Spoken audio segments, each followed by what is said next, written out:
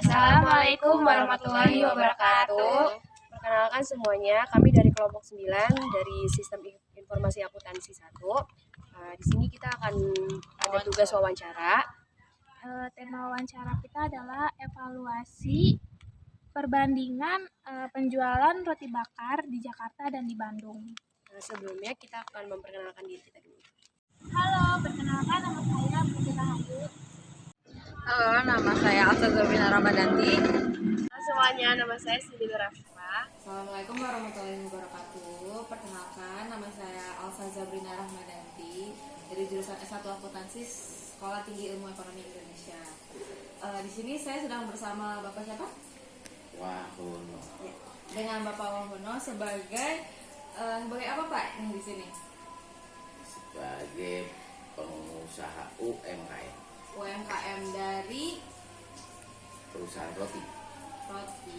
Jadi Bapak Wahono ini di sini adalah sebagai pengusaha UMKM memproduksi roti bakar, betul ya Pak ya? Yeah. Betul.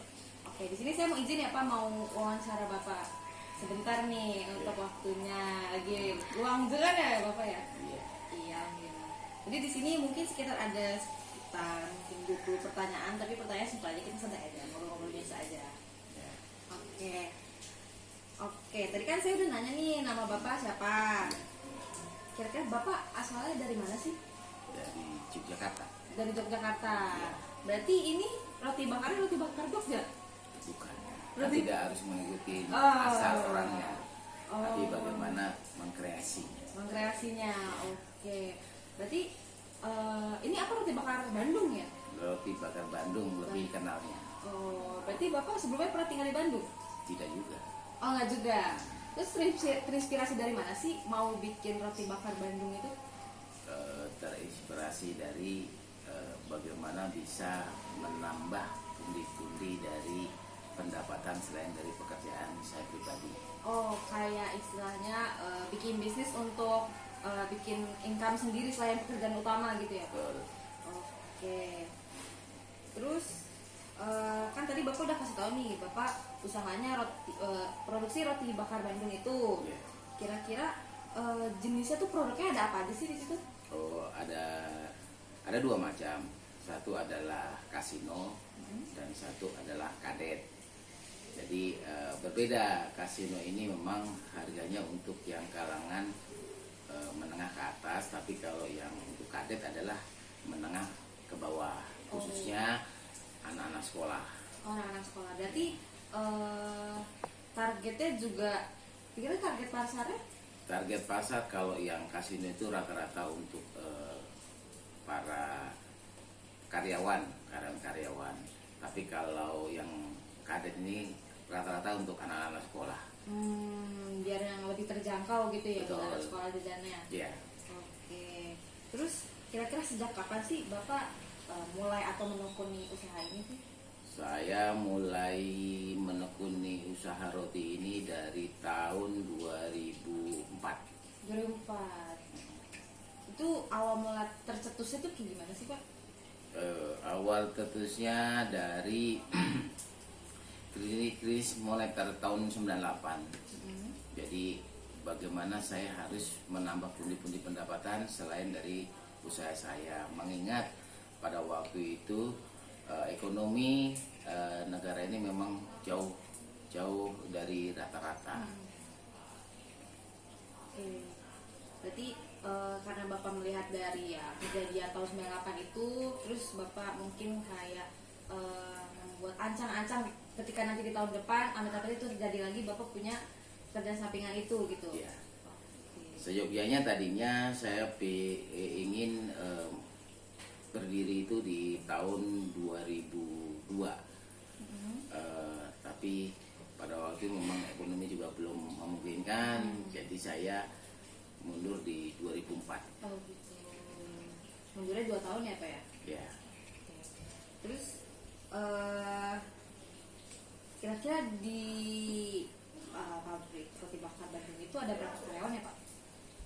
saat ini ada sekitar 22-an. 22. Ya. Itu yang produksi roti bakar aja kah atau ada yang mungkin jualan juga? Jadi Jadi ada di situ kepala pengelola itu ada satu, terus untuk karyawan untuk yang membuat roti ada dua, selainnya adalah para pedagang. Oh, pedagang. Itu modelnya keliling atau stand gitu, Pak? Modelnya keliling. Modelnya keliling. Keliling, ada yang keliling, ada yang mangkal, tergantung dari keinginan masing-masing pedagang. Oke. Kalau itu kan modelnya keliling ya, Pak.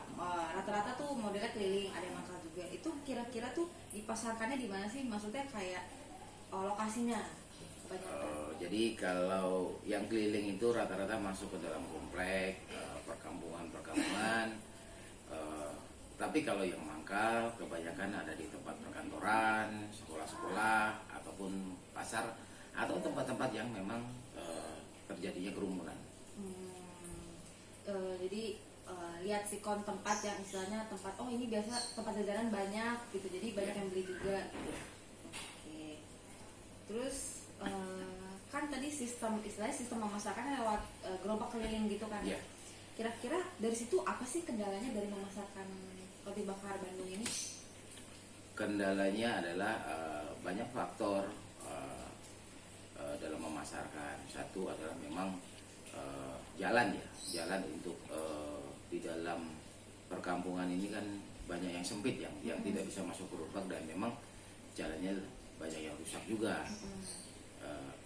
Kedua, kendala juga yang terjadi dalam memasarkan memang persaingan jenis roti ini kan banyak sekali. Jadi terus varian-varian juga banyak juga gitu kan. Jadi kendalanya banyak, tergantung dari situasi di mana daerah itu. Oh, oke. Tadi kan Bapak sempat menyebutkan apa ya tadi? Kayak kendala dari memasarkan itu ada salah satunya ada pesaing kan. Kira-kira banyak gak sih Bapak punya pesaing di lokasi di mana? Bapak di Bandung ya lokasi itunya? Iya. Kira-kira banyak gak sih pesaingnya? Oh, banyak sekali. Apalagi itu roti bakar Bandung, Bapak juga tempat itu juga di Bandung. Iya. Berarti lebih banyak daripada di sekitar sini ya. Gak berencana untuk di luar dari Bandung gitu biar mungkin pesaingnya lebih dikit mungkin? Sebenarnya kalau dalam usaha itu persaingan itu hal yang biasa. Tetapi bagaimana kita bisa bersaing secara sehat, bersaing secara bagaimana mutu kualitas yang kita jual, bukan kita jual roti murah gitu loh.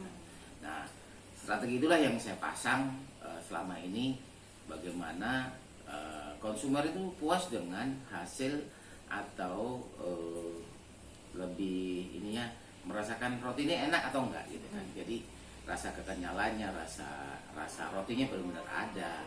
Kalau toh memang isian dari roti itu kan bermacam variasi, kita ambil produk-produk yang memang punya nama gitu loh kan. Jadi nggak sembarang kita ngambil barang. Contoh selai itu banyak yang menawarkan harga yang di bawah yang saya beli gitu kan. Memang saya dari pengrajin, tapi pengrajin yang punya mutu, bukan pengrajin asal-asalan. Dan selama di Bandung bekerja dengan koperasi, bagaimana pemenuhan bahan-bahan dari pabrik gitu. Jadi di samping saya juga menghemat dalam arti modal usaha juga ya kan. Banyak juga keuntungan-keuntungan yang saya dapat dari umpamanya habis lebaran tuh biasanya modal udah cekak nih ya, atau habis ya kan. Dari koperasi bisa meminjami bahan pokok yang untuk membuat roti gitu kan, termasuk dari isiannya ataupun dari bahan-bahan untuk membuat roti, mungkin itu. Jadi kalau strategi di luar dari Bandung ada beberapa daerah yang sudah saya kunjungin. Memang rencananya akan saya buat pabrik di sana. Cuma adalah yang sekarang kendala adalah permodalan. Bagaimana saya harus menyiapkan modal SDM aja untuk keberangkatan pedagang-pedagang ke sana, mencari pedagangnya. Kalau pedagang yang dari Jawa, kalau contoh soalnya saya bikin di daerah Mataram ini kan. itu berapa ongkos pesawatnya kan saya harus hitung. Jadi kedua ada beberapa titik-titik yang memang saya rencana mau bikin, contoh kayak di Batam ya kan. Tujuan bikin sana ya salah satunya ada pengembangan pasar, pasar bagaimana produksi ini bukan cuma ada di Bandung tetapi bisa dikenal di luar Pulau Jawa. Gitu. Berarti memang udah ada rencana mau juga di luar Bandung juga gitu Iya. untuk memperluas target pasar dari roti bakar itu sendiri gitu ya Pak? Iya. Oke. Lalu di sini apakah Bapak di sini masang target penjualan itu dalam misalkan per bulan atau mungkin planning per tahun? Kalau target secara apa ya bisnis memang ada, tetapi banyak kendala-kendala untuk bisa tercapai dari target tersebut.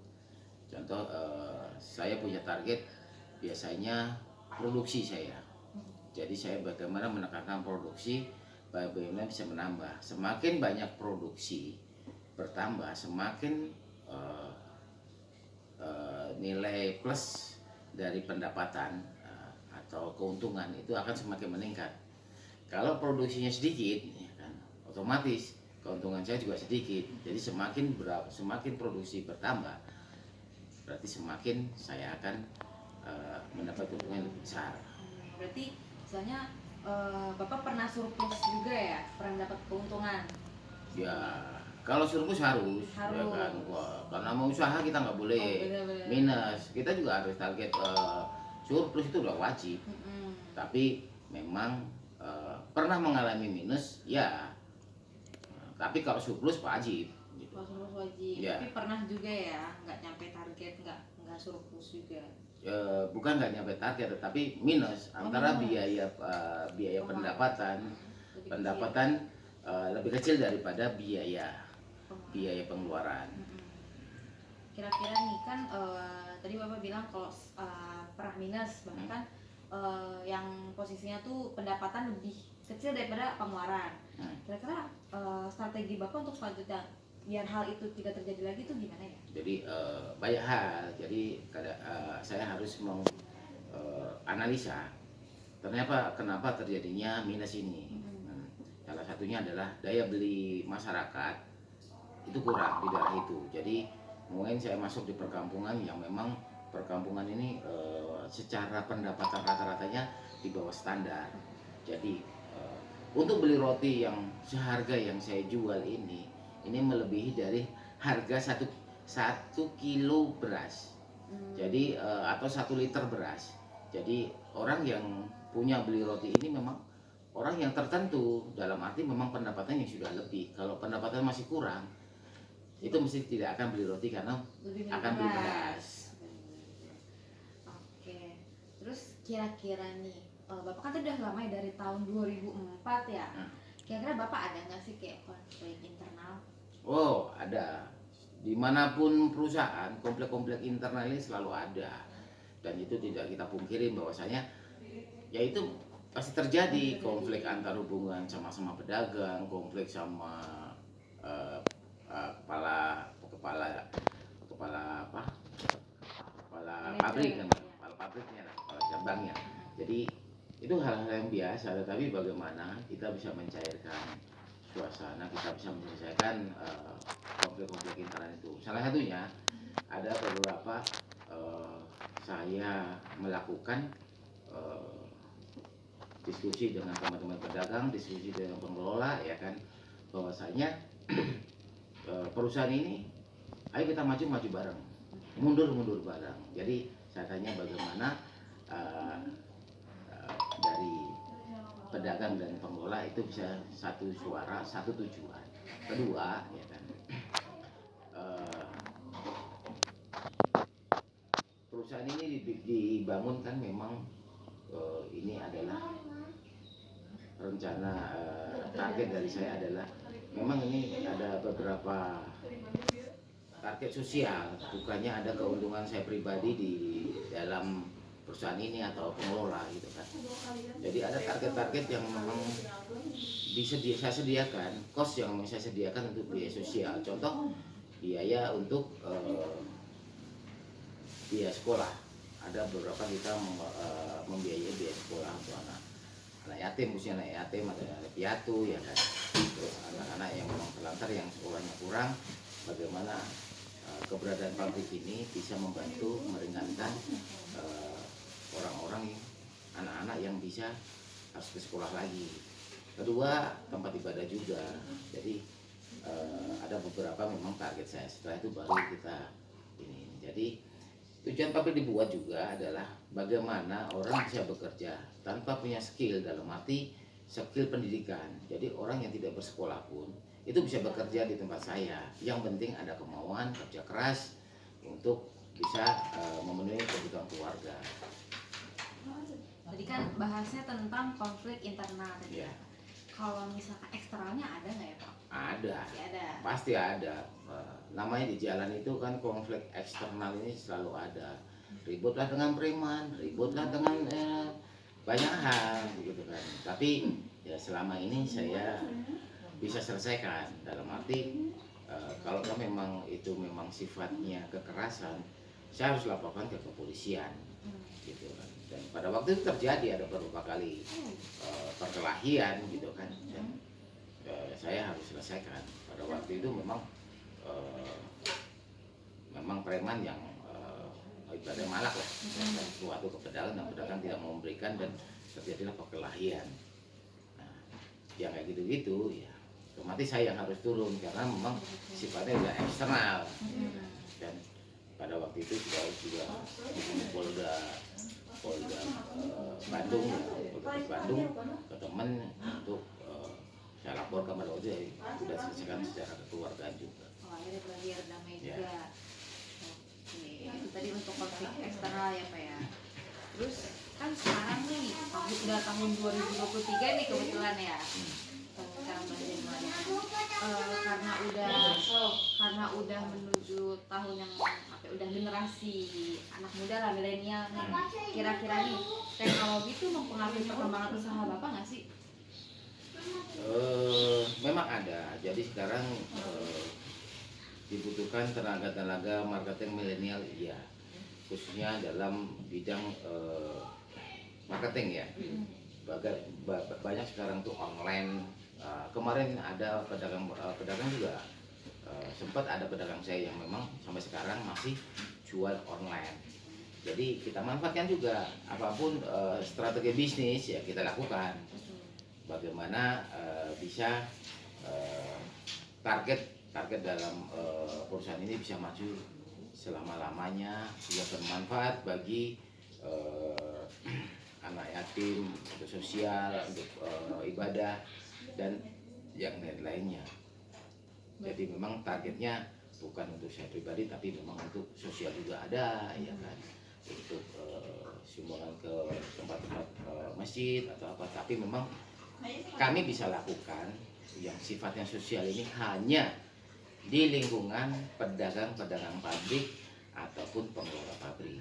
Jadi lingkungan rumah tinggal di satu kampung, di situ ada anak yatim, didaftarkan. Nanti setiap bulan akan kita penuhi. Terus masjid juga gitu, kalau toh memang ada ini cuma yang ada di lingkungan yang berdekatan dengan pedagang-pedagang, rumah pedagang. Jadi rumahnya di Banjar, kan pabriknya di Bandung, saya bisa, pabrik ini bisa memberilah sebenarnya lingkungan yang ada di sana. Berarti kan istilahnya Bapak udah nerapin tentang kayak marketing secara online gitu kan ya? Sudah. Gitu. Ya. Berarti memang sebenarnya menurut Bapak worth it juga sih untuk untuk melakukan marketing online itu? Worth it karena memang lumayan juga penjualan dari online. Jadi memang kalau di online ini kan harus bisa menampilkan gambar-gambar yang menarik, gambar-gambar menarik yang sebenarnya kan buah gitu ya. Jadi memang harus punya ide-ide kreatif bagaimana membuat gambar itu bisa menarik orang membeli. Dan yang jelas bikin ratingnya ya, rating atau bintangnya yang dibutuhkan. Jadi kalau kita jualan ini kan yang dijual adalah mutu. Kalau sudah mutu atau rasa enak, orang akan kembali dan akan memberi klik bintang lagi dan bintang lagi. Jadi kalau kita jualan ini kan bagi kami adalah kualitas yang saya junjung tinggi, dalam arti saya upayakan untuk memang benar-benar terpenuhi. Tadi kan Bapak ada tuh kayak memarketingkan secara online. Itu Bapak ada nggak sih kayak semacam masang iklan gitu? Kayak misalkan di Facebook atau mungkin kayak di sosial media atau di kayak WhatsApp gitu? Saat ini iklan yang semacam itu saya belum pernah lakukan. Iklan yang saya lakukan adalah iklan secara sosial. Contohnya di lingkungan pabrik ada pengajian, saya bikinkan roti, ini roti saya ya, ini roti Jarita gitu. Nah, jadi iklan-iklan yang langsung bersentuhan langsung. Jadi bukan iklan di Facebook atau di apapun yang menampilkan produk saya iklan. Karena terus terang budget untuk iklan ini kan memang terbatas gitu. Jadi rata-rata itu 10% dari pendapatan. Dari pendapatan kita keluarkan untuk iklan. Tapi tidak setiap bulan ada iklan atau setiap beberapa bulan gitu, tergantung dari sikon di lingkungan. Kira-kira dari yang pemasangan iklan mungkin kayak memasarkannya itu kira-kira sebanding nggak sih sama apa yang keluarga harus memasarkan sama apa yang didapetin? Oh iya, makanya dalam rumus bisnis usaha saya UMKM ini adalah untuk iklan atau ini biasanya saya hitung adalah 10% dari pendapatan. Contoh dalam bulan ini dapat keuntungan 5 juta, berarti kan 10%-nya 500.000. Mungkin 500.000 itu akan saya keluarkan nanti 3 bulan. Berarti 500.000 kali 3 dan 3 bulan 1,5. Nah itu udah bisa, itu ada pengajian saya bisa berikan roti. Berarti sebanding ya untuk apa? Masih ada keuntungan. Kalau keuntungan kan kita sisihkan dari pendapatan. Jadi labanya berapa? 5 juta ya kan. 10% dari laba itulah untuk promosi. Tapi sifat promosi saya bukan sifat promosi untuk di iklan di pakai spanduk atau pakai ini, tapi lebih menyentuh ke agama atau kemana. Jadi ke lingkungan sekitar itu, lingkungan dari pabrik. Terus tadi kan Bapak roti bakarnya tempatnya itu ada di daerah Bandung. Kira-kira cabangnya ada di mana sih untuk cabang produksinya? Di Bandung semua produksi semua dua-duanya. Satu di kebun kopi produksi, satu di Cimahi produksi. Jadi 2. Lokasinya masih di Bandung, cuman masih di Bandung, berbeda tempat. Oh, beda tempat. Beda kecamatan. Terus gimana sih caranya Bapak untuk kayak mengukur kepuasan dari konsumen? Cara mengukur kepuasan konsumen adalah bagaimana produksi meningkat. Itulah berarti konsumen tahu akan kualitas dari roti saya. Jadi semakin produksi, taruhlah gini, 3 bulan ini saya rata-rata per hari 1 karung. Terus ternyata besok bulan depan 2 karung. Berarti di situ bisa diukur, ya kan, kepuasan konsumen bagaimana. Oh iya, ternyata roti ini bisa diterima di masyarakat. Oh iya, karena ada rasanya, ada mutunya, ada kualitasnya. Itu cara mengukur saya terhadap kepuasan konsumen. Di samping saya juga menanyakan ke pedagang-pedagang apa yang harus ada perbaikan, apa ke pedagang, rata-rata saya ke pedagang bagaimana menyentuh, ya kan. Terus biasanya kalau ke pedagang itu lebih ke kebersihan gerobak, ya kan, kebersihan. Jadi jangan jorok, ya kan, tangannya juga sering cuci, ya kan, sering bawa tisu basah untuk ngelap. Itu banyak yang dari konsumen yang nyalakan ke situ dan itu udah kita lakukan. Terus kira-kira nih, tadi kan Bapak juga udah lama membangun apa menekuni roti bakar ini udah lama ya, tahun 2004. Kira-kira untuk sekarang ini ada inovasi baru nggak sih untuk dalam produksi?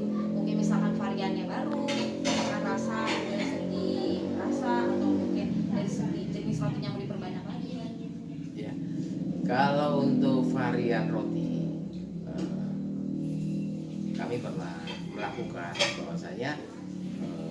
dulu pernah kami lakukan roti yang reguler, yang sekarang yang original ya. Roti original itu yang biasa, yang lebih biasa.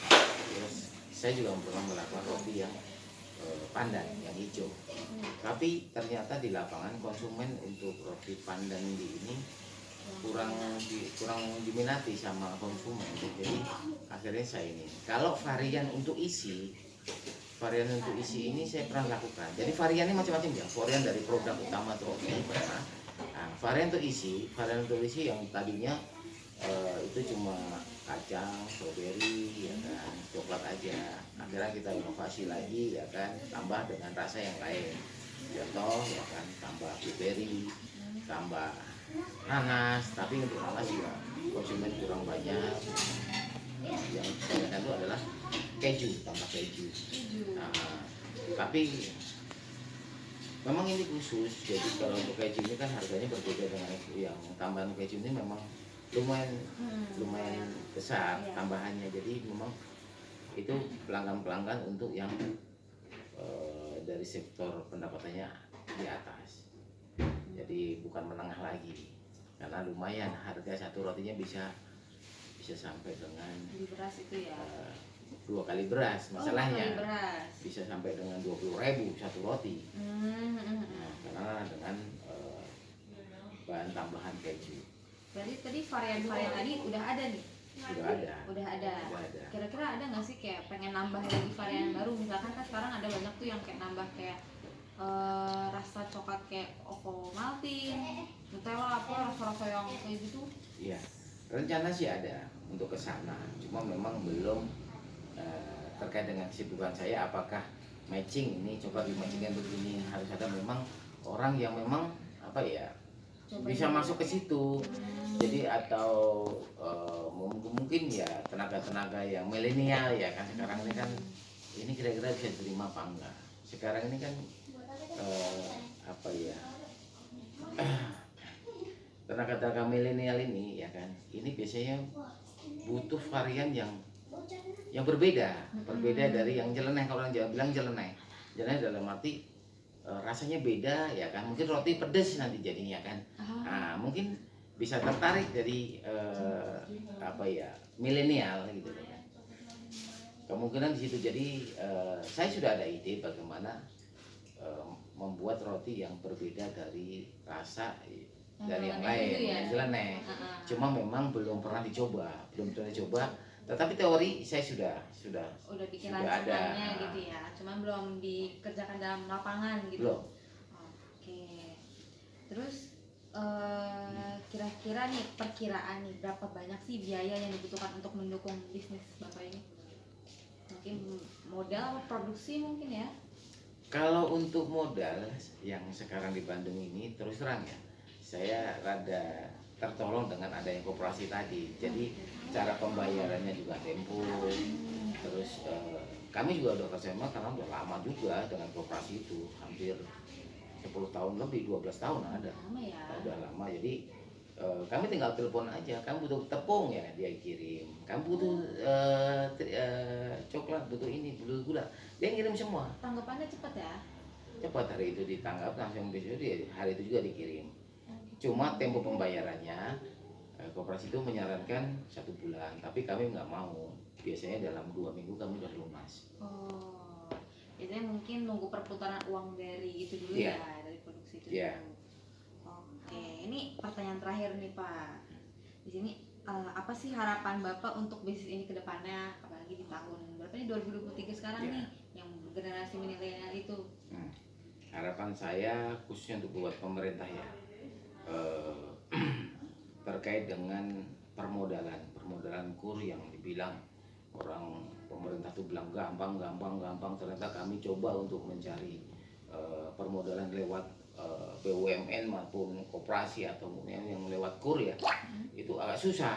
Mohon pemerintah ini bisa memperhatikan nasib dari UMKM yang ada di Indonesia ini, bagaimana Indonesia ini bisa benar-benar dana kur ini bisa terwujud, bisa terrealisasi sampai UMKM yang seperti saya. Bisa dibilang berapa pegawai ya kan, tenaga kerja yang pengangguran bisa bekerja sama kami ya, berarti kan mengurangi pengangguran, mengurangi juga kejahatan karena orang sudah bekerja. Tetapi dari pemerintah sendiri terhadap KUR ini mohon maaf ya kan, belum jadi harapan jadi UMKM yang seperti saya yang terkait dengan domisili atau tempat pabrik yang pabrik di Bandung, domisili Jakarta ya kan, pengusaha di Jakarta mengajukan KUR nggak bisa karena ini tempat lokasi pabriknya di Bandung, bolak-balik. Terus ada juga memang susah kali gitu loh kan, jadi susah sekali bagaimana kita menghadapi kayak kemarin COVID ya. COVID itu benar-benar pedagang-pedagangan susah ya kan. Terus pemerintah juga membatasi PPKM begitu hal. Terus pedagang juga harus menghidupi keluarganya, tapi kami juga harus pedagang gitu kan. Makanya ada inovasi lewat tadi online ya kan. Nah, mudah-mudahan harapan saya sih pemerintah bisa memperhatikan nasib UMKM seperti saya. Karena disitulah kami bisa membantu pemerintah mengurangi dari pengangguran. Oke, di situ. Oke, terima kasih Bapak untuk waktunya nih. Yeah. Semoga tadi harapan-harapan yang Bapak tadi bilang tadi semoga tercapai ya di tahun ini ya. Semoga tadi bantuan dari dana pemerintah cepat-cepat bisa terrealisasi itu, terus juga biar UMKM yang sejajaran dengan Bapak atau mungkin di bawahnya bisa terbantu juga oleh pemerintah gitu. Oke, terima kasih Bapak waktunya. Mungkin sekian dari saya. Assalamualaikum warahmatullahi wabarakatuh.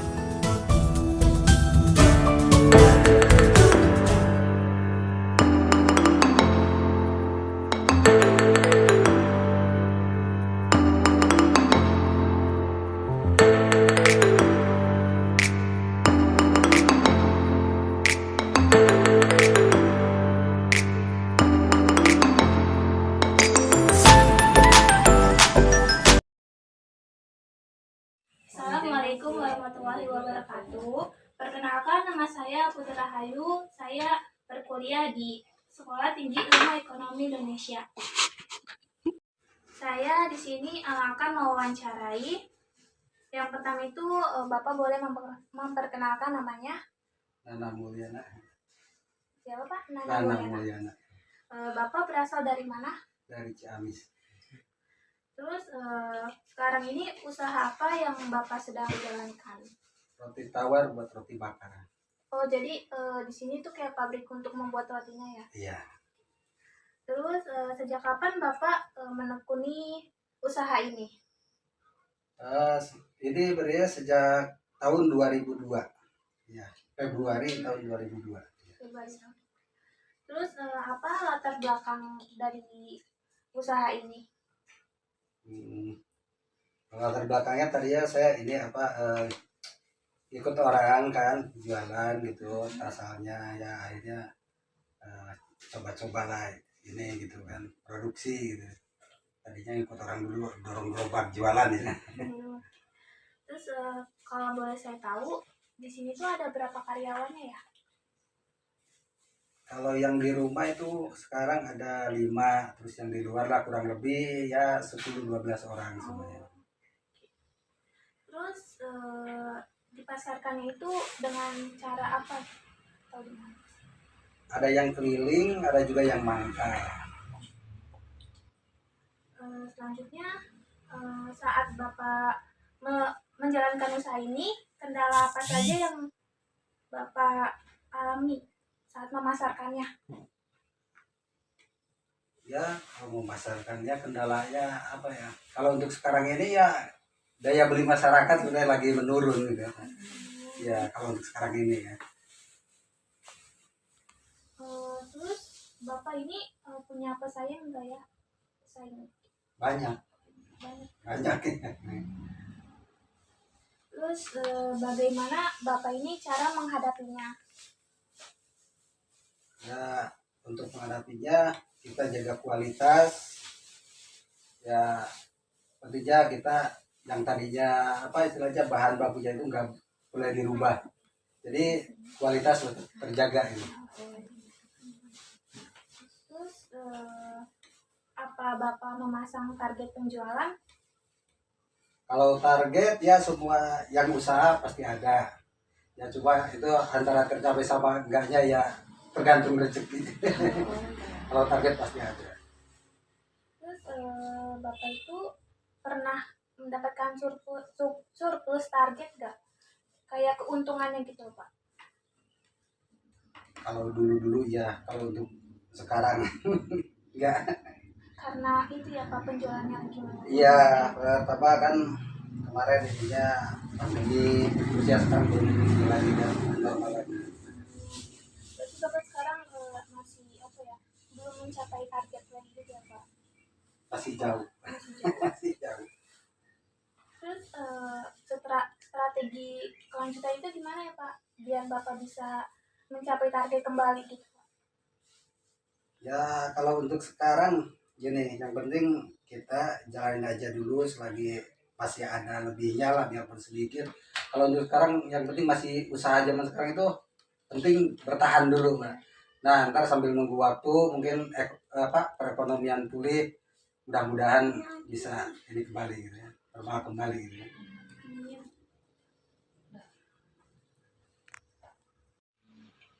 Assalamualaikum warahmatullahi wabarakatuh.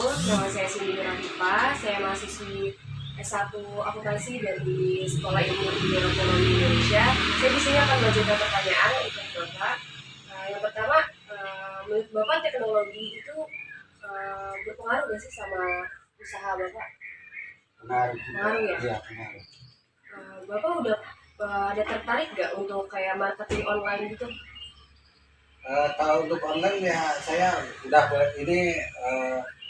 udah mulai ini saya pasarin lewat online cuma baru sekitaran isinya aja.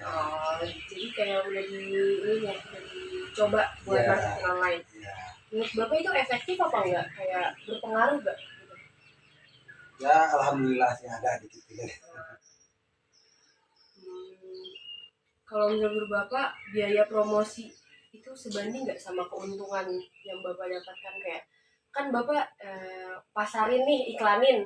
Nah itu tuh modalnya itu tuh kayak sebanding nggak sama feedbacknya, keuntungannya gitu? Ya kalau untuk pasarin kita kan nggak pakai ini, jadi kita lewat grup-grup aja, lewat grup WA, Facebook gitu, jadi nggak istilahnya nggak pakai biaya ini ya. Jadi kayak nggak ngeprint, nggak apa gitu? Nggak, ya.